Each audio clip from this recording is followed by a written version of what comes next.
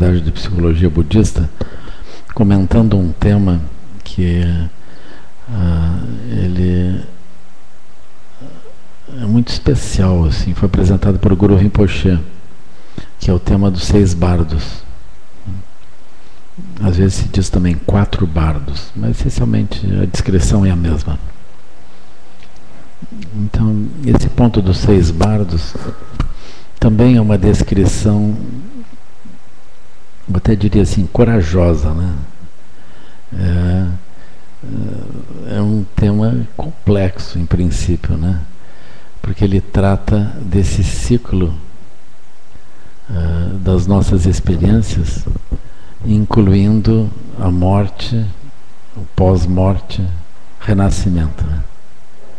O sonho, a meditação e a vida. Então inclui essas várias experiências que é como se nós procurássemos nem olhar muito para isso, né? A gente, quando está no caminho ou está na vida, a gente não está muito preocupado com o sonho, nem com, seja com por que a gente sonha, o que é o sonho, nem tampouco qual é o aspecto sutil da meditação e o que significa o morrer, o aproximar-se da morte, o pós-morte, parece mais obscuro ainda, e o renascer, né? Parece muito obscuro. Então esses aspectos, eles são abordados por Guru Rinpoche. Naturalmente, vocês vão ver isso, no Ocidente isso surge através do livro tibetano dos mortos, né? Que vai tratar do bardo, essencialmente do morrer, do pós-morte e do renascer, né? Mas especialmente do bardo alucinado de Dharmata, que é considerado o bardo posterior à morte, né? Assim. Então essa passagem por esses vários bardos, isso é alguma coisa, vamos dizer, uma aventura de Guru Rinpoche, né? Penetrar nisso com uma consciência clara. Naturalmente, essa consciência clara é a natureza primordial. É a sabedoria primordial, a sabedoria que vem desse estado. Então isso é muito especial, super especial, né? Aqui nós estamos olhando, por exemplo, a roda da vida. A roda da vida inclui esses estados todos, mas a gente não trata disso especialmente, né? A gente trata os 6 reinos, a impermanência, mas de uma forma muito ampla. E mesmo os 12 elos da originação dependente, nós tratamos de uma forma ampla, assim, ainda que aquilo inclua a morte. A gente não descreve a morte, e não descreve o processo do renascer, não descreve nada disso, né?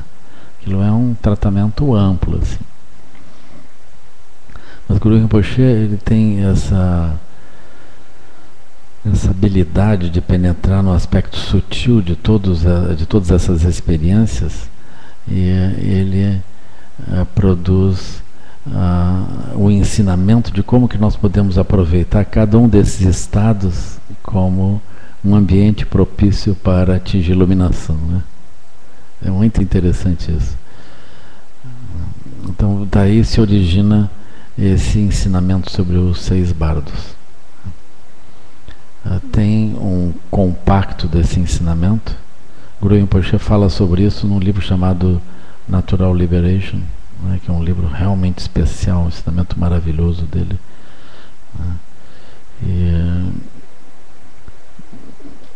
depois Dudjom Rinpoche apresenta um texto também ligado a isso. Ele descreve os 6 bardos, que é um texto que a gente tem usado, assim, de modo geral eu recomendo quando as pessoas têm que lidar com algum parente que está morrendo, elas mesmas estão se aproximando da morte, eu recomendo que elas olhem isso, né?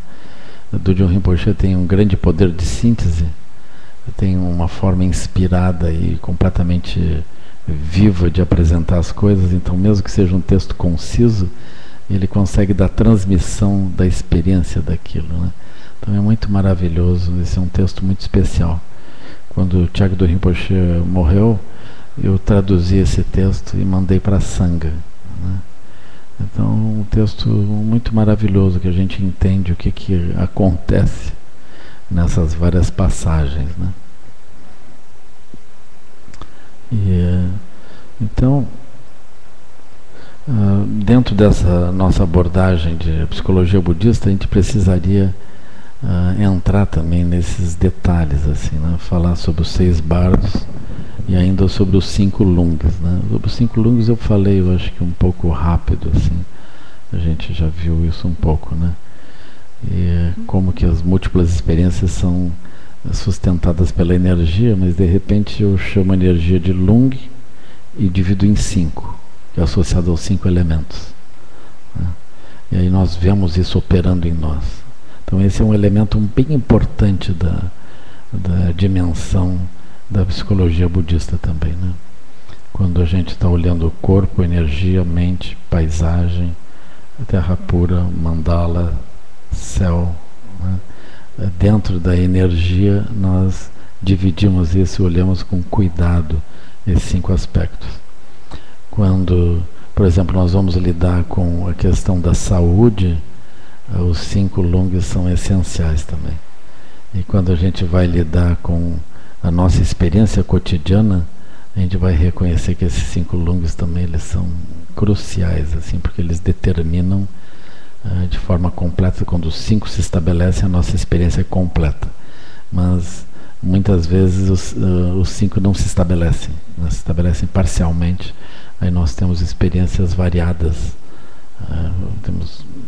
Nós vivemos experiências variadas em função desses lungs que não se completam, assim, né?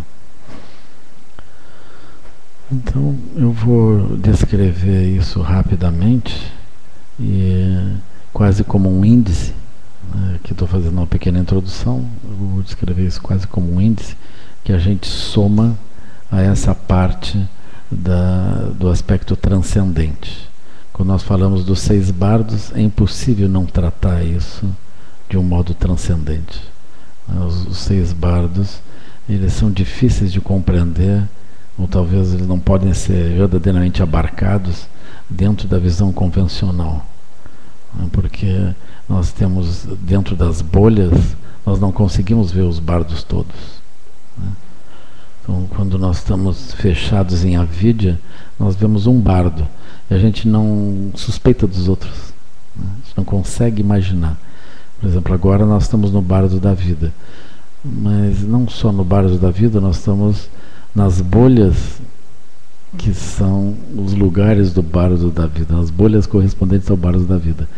E justo por serem bolhas, a gente só vê o que tem dentro. Então nós estamos no bardo da vida, a gente só vê a vida. Nós temos dificuldade, por exemplo, enquanto nós estamos aqui na vida, de acessar o sonho que a gente acessa à noite, né? É assim. A gente não consegue. A gente diz, agora vou entrar no estado de sonho. Além do mais, a gente tem uma escassa memória do que passou.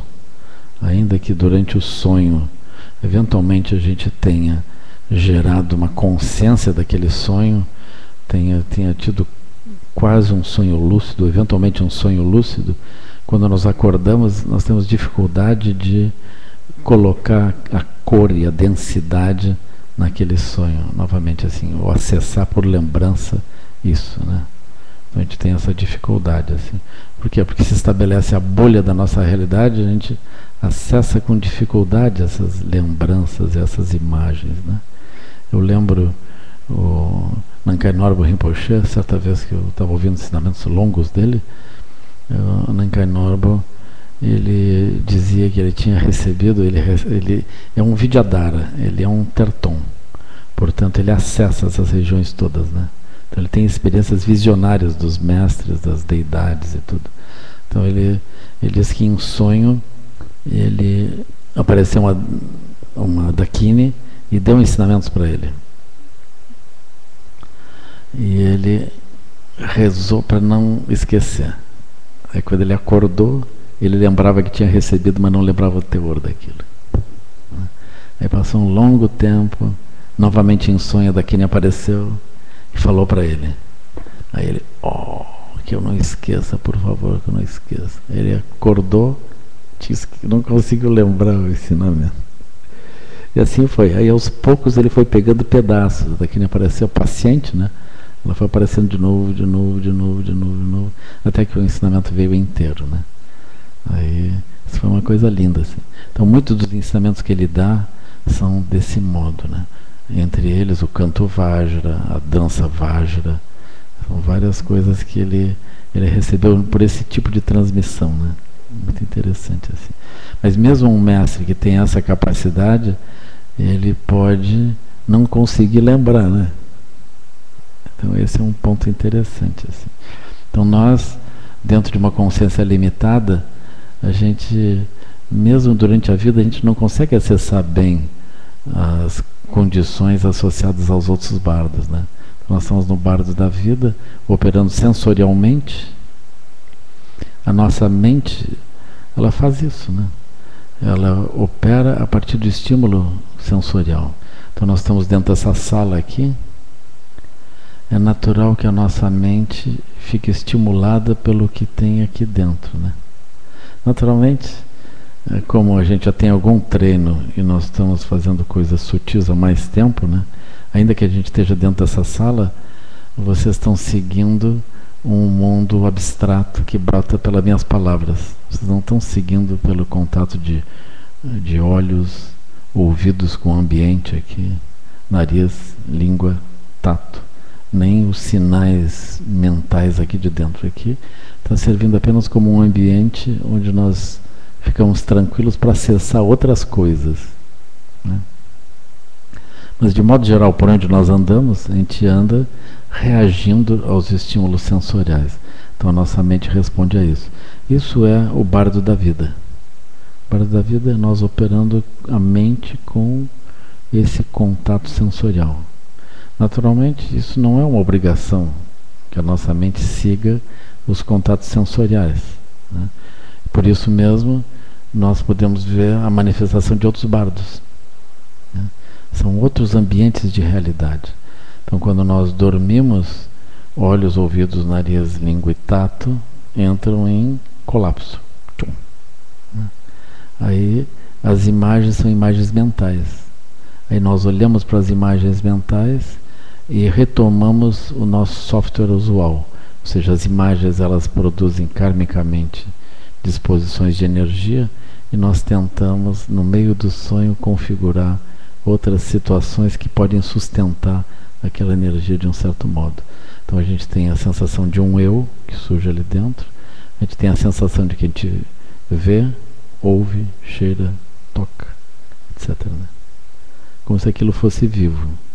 Então é um bardo, é como se fosse uma realidade inteira, né? Naquele bardo, que é muito útil de nós contemplarmos, nós vemos surgir uma identidade, um ambiente, e nós temos também os 6 reinos que se instalam. A gente pode ter o reino do orgulho, o reino da inveja, o reino dos seres humanos, o reino do cansaço, da desistência, o reino da carência e o reino da raiva, rancor, ódio. A gente pode ter tudo aquilo vivo, assim, em meio ao sonho, né? Só que as nossas imagens, elas são todas mentais. Mas quando nós estamos dentro do sonho, a gente não tem a sensação de que são imagens mentais. A gente tem a sensação de que são realidades que a gente está vivendo, né? Então o bardo é alguma coisa muito espantosa. O bardo é como se fosse a própria bolha, né? Então tem uma bolha que opera junto com os sentidos físicos. Eu tenho bolhas que operam independente dos sentidos físicos. Eu me vejo dentro de realidades, como sonho. Eu também tenho o bardo da meditação. Então no bardo da meditação, nós podemos, em meditação nós acessamos. E com a meditação nós essencialmente nos livramos das bolhas correspondentes ao cotidiano. Nós estamos atentos, lúcidos, e nos distanciamos das bolhas convencionais. Esse é o efeito da meditação. É isso que ela faz, né? Se a nossa meditação é suficientemente profunda, a gente compreende o Prajnaparamita, compreende a natureza Vajra, repousa na presença, nós acessamos a mandala primordial. Então, nesse sentido, não tem nenhuma experiência convencional que a gente embarque de modo não lúcido. Nós olhamos todas as experiências de modo distanciado e lúcido. Então, diante das experiências brota sabedoria primordial, que é a essência da mente do Buda. E, então, esse é o bardo da meditação. Mas vamos supor, nós meditamos. Quando a gente volta ao bardo da vida, nós estamos operando por olhos, ouvidos, nariz, língua e tato, e a gente tenta acessar a lucidez que brotou na meditação, a gente pode não conseguir acessar. Nós estamos respondendo a coisas, né? A gente pode não conseguir acessar. Então, durante a meditação, nós compreendemos coisas de forma lúcida, livre, clara. Agora, a gente volta ao ambiente comum, começa a responder dentro dos 6 reinos. Né? Começa a responder a olhos, ouvidos, nariz, língua e tato, a partir das formas, sensações, percepção, formação mental e consciência. A gente começa a responder desse modo, a lucidez que brotou da meditação, ela evapora. Porque nós não estamos mais no lugar onde a gente estava. Então, nós não acessamos mais a lucidez daquilo. A lucidez não é uma propriedade nossa. Não tem alguém que possa ter a lucidez. O que tem é a mente operando em lugares onde a lucidez surge. E tem a mente operando em lugares onde o aspecto confuso da realidade surge. Né? É isso. Então, eu posso não conseguir acessar as experiências de meditação na condição usual, da consciência usual. Né? Então surge a noção do bardo da meditação. Bardo da meditação. Quando nós estamos vivendo uma vida usual, que ela seria assim, confusa, a gente tem a nossa experiência de vida que parece real, parece um mundo verdadeiro. O sonho parece uma coisa inexplicável, que a gente não sabe como é que surge, devido ao sono. É uma outra coisa. E a meditação parece uma coisa transcendente, ou uma penetração mística sobre uma região que a gente não sabe qual é também. Então, a pessoa não pode, mesmo dentro de uma experiência comum, que ela não tenha nenhum treinamento mais profundo, a pessoa acessa essas regiões, mas ela não tem uma clareza sobre isso. Né? Mas a vida dela pode incluir isso. Né? A palavra meditação hoje é uma palavra comum. Né? As pessoas mais ou menos entendem o que seja isso. Então a pessoa senta em silêncio. Isso é meditação. Então isso está dentro do nosso imaginário. Né? Do mesmo modo o sonho. Então a gente acessa esses estados, mas a gente não entende bem o que seja isso. Né? Com respeito à visão transcendente, não há nada que a gente não vá olhar de forma profunda. Né? Então aí surge a noção dos bardos, surge a noção do que seria a experiência de estar vivo, que a gente vê que está associado à operação da mente a partir dos sentidos físicos, e o que está sonhando, onde nós não temos os sentidos físicos, mas nós produzimos imagens e fazemos surgir identidades e operamos essas identidades do mesmo modo que nós operamos durante a vida sensorial. E aí nós vemos como que opera a meditação, onde nós suprimimos os sentidos, estabilizamos a consciência, ultrapassamos as várias bolhas e paisagens e eventualmente terras puras e mandalas também. Né? Nos estabelecemos nessa espacialidade da natureza primordial. Só que a gente alcança isso, né? Aí tem meditações que a gente pode alcançar alguma coisa mais elevada e outras não.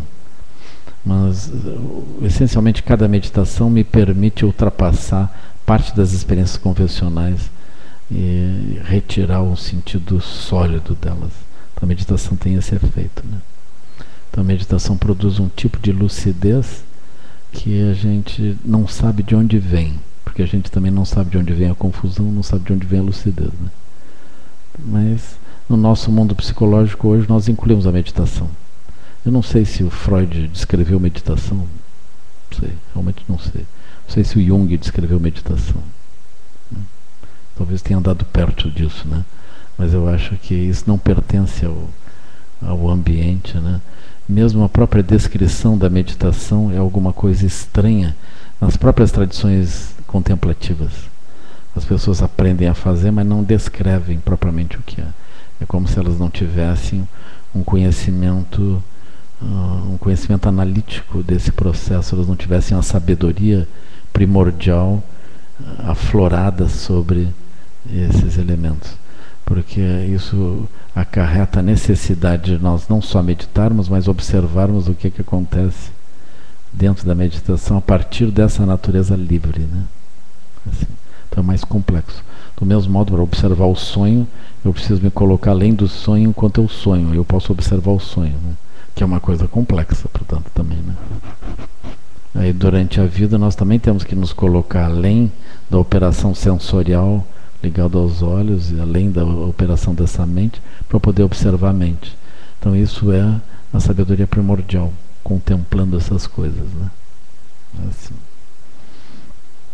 Agora, quando as pessoas se aproximam da morte, né, depois de morrerem e antes de renascerem, no processo de renascimento, tem outros 3 bardos que totalizam os 6. Isso seria, assim, uma psicologia mais complexa ainda, né? Porque a nossa experiência de morte, de modo geral, para a maior parte das pessoas, é uma vez na vida, né? Assim, né? É uma longa vida de preparação para aquela fugidia experiência, né? Que às vezes é um desperdício, que a pessoa morre atropelada, não tem tempo para morrer de uma forma mais contemplativa, assim, né? Aquilo é meio rápido, assim. Então, de modo geral, a melhor morte é uma morte por uma agonia longa, assim, pelo menos uns 3 meses para morrer, assim, para valer a pena, né? A pessoa viveu 60 anos e morre